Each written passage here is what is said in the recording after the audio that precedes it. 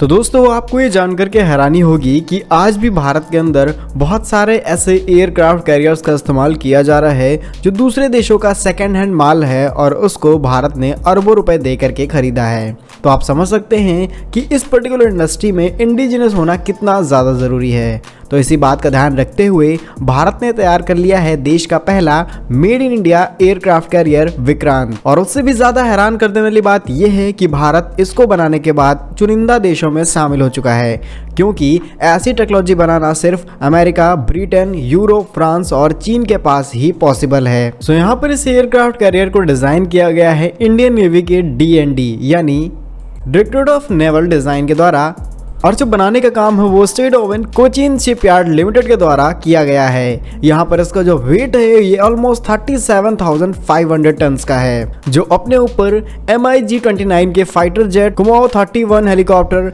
MH-60R multi role helicopter and indigenous advance light helicopter, इन सभी का वेट इजीली उठा सकता है। जहां पर अगर हम स्वदेशीकरण के बारे में बात करें तो यहां पर 76% स्वदेशी सामग्री का इस्तेमाल किया गया है। बाकी का बचा हुआ मटेरियल इंपोर्ट है। बहुत सारे कंपोनेंट्स है जो भारत में अभी नहीं बनाए जा रहे हैं, लेकिन बहुत जल्द इसको 100% मेड इन इंडिया तैयार किया जाएगा। लेकिन ये काफी बड़ी शुरुआत है। हमें अब किसी भी सेकेंड हैंड मटेरियल को भारत में अरबों रुपए खर्च करके नहीं खरीदना पड़ेगा।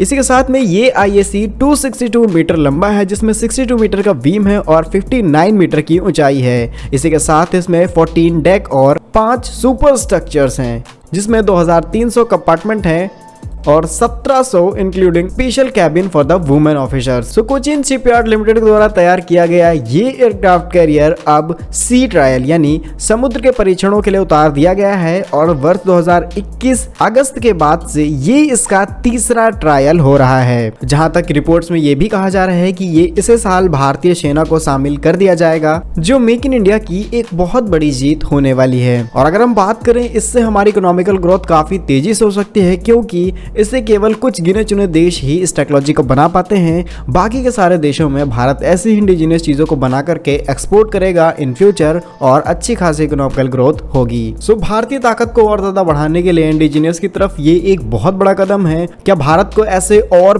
भी एयरक्राफ्ट कैरियर्स बना करके तैयार करने चाहिए, वो भी 100% made in India? So comment में MII जरूर लिखिएगा। भारत के ऐसे ही यूजफुल एंड इन्फॉर्मेटिव वीडियोस पाने के लिए आप हमारे YouTube चैनल को सब्सक्राइब जरूर कर लीजिए।